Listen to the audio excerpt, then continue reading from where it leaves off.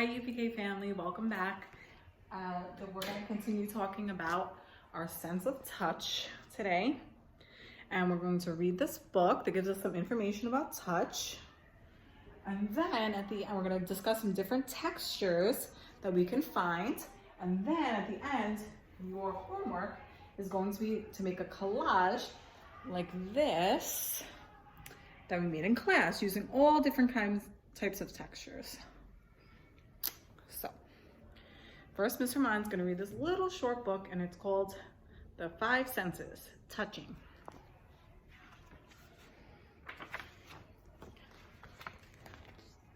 We all have 5 senses. We use our senses every day. See, the boy is feeling the sand with his hands. Touching and seeing are senses. Tasting, smelling, and hearing are also senses. You feel the things you touch. You feel things on your skin. So I want to take a minute to talk about that because usually sometimes students may think that we can only touch or feel with our hands. But as I had the kids in class do, why don't you take your finger and tap it on your forehead? Or you can tap it on your leg. Can you feel it there too? Yes, you can, because your whole body is full of skin. And your skin is actually what feels different things, not just your hands. Your whole body can feel because your whole body has skin. And we'll get to what is inside your skin that lets you feel.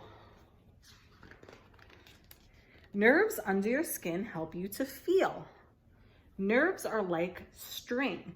So underneath your skin, it's hard to imagine, there are little nerves that look like strings. And those strings are all over your body. When you touch something, your nerves tell your brain how things feel. It will say, that's hot, or that's cold, that's soft, bumpy, rough, smooth, fuzzy. Your brain tells you what you are feeling. You can touch many different things. Things can feel very different. Not everything feels the same. You can touch things that feel rough, like a tree trunk. A tree trunk, if we see how it has all those ridges in it, it's not smooth, right? It's rough. Or even, you could say bumpy. You can touch things that feel smooth, like glass. A glass window feels smooth. You can touch things that feel hot, like the sand. Or what about, I know your mommies and daddies tell you to never touch a stove or an oven, right? Because it's hot and they're trying to protect you. You can touch things that feel cold. Snow feels cold. Some people do not see. They feel things around them. So if they cannot see, they read by feeling these little bumps on the paper called braille. Okay, now that we've read that, I just want to show you guys some different textures that we have. So I know doing this over the computer could be a little bit hard because you're not with me to be able to feel something when I say this is soft, this is hard, this is smooth, this is bumpy. So Mr. Mon has some cards here. And I have some objects from the room that I'm going to show you as examples of different types of textures. And then we're going to talk about what the children added here to make different types of texture collage. So first we have, this says rough. Let's see if you can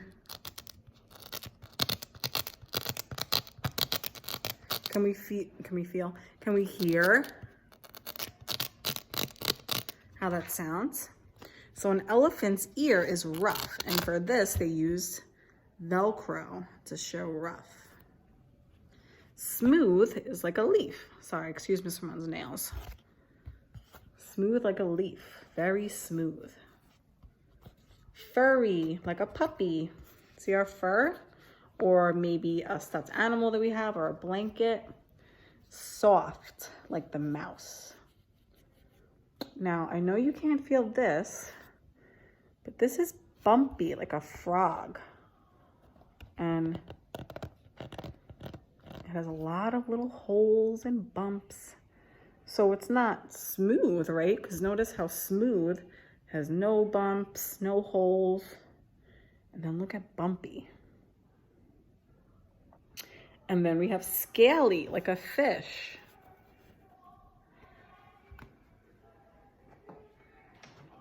These are also more textures.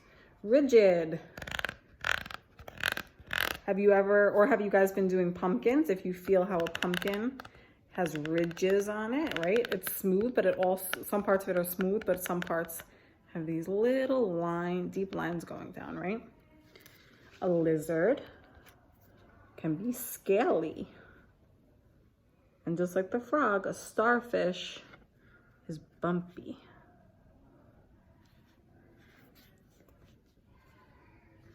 Fuzzy, like a sheep, or blanket.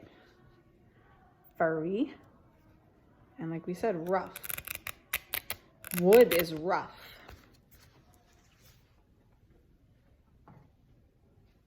So I want you to pay attention also to the difference between smooth.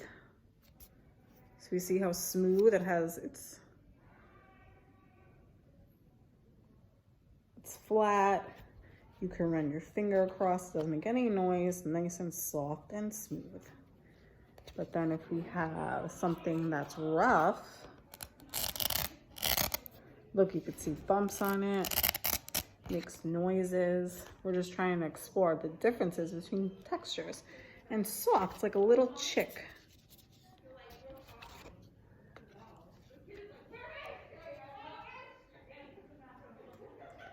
A kitty is soft. A crab is bumpy. A dolphin is smooth. A lion is furry. A llama is fuzzy. And a clam, rigid. Okay? Those are just a few examples we have. The ones right there. Oh no, this one's glue is coming down. So we also in our class have these rocks. And as you can see, there's so many different types of rocks here.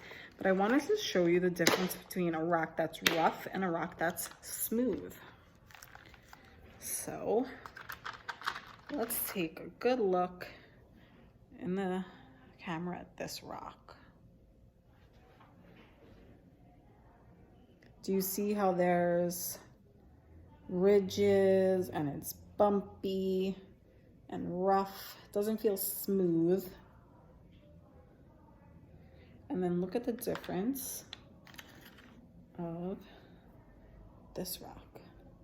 You can see it's shiny and smooth, right? No bumps. So I just want you to, for a second, look at the difference between things that are rough and things that are smooth.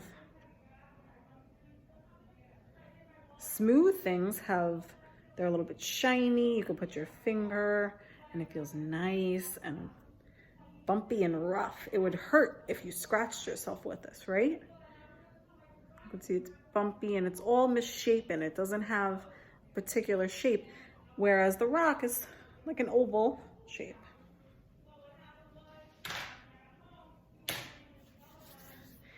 And then Ms. Herman has some items we have in the classroom. We have some shapes that are smooth,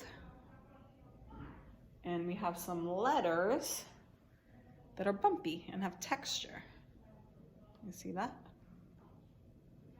And we also have some fun little beads here that have different designs on them, which that makes them feel different.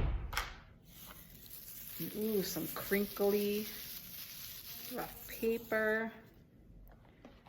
and some soft, soft pom-poms, and colored rice. Now, colored rice is hard and it's grainy. And it's actually really super easy to make at home if you wanted to. You would just have to cook rice. Oh, sorry, not cook rice. It's dried rice, and you just add food coloring to it, and you could separate them into little bowls, make green rice, red rice, orange rice, purple rice, and then you could have colored rice like we did. Now, what you're going to do is make a collage using materials at home that you can find that are smooth, rough, bumpy, fuzzy, soft, hard, cold, hot, things that have a certain feeling to them, and try to identify how those things feel. So in class, when they were doing this, they said that the pom-poms were fuzzy and soft, that the shiny paper was not just shiny, but it was smooth.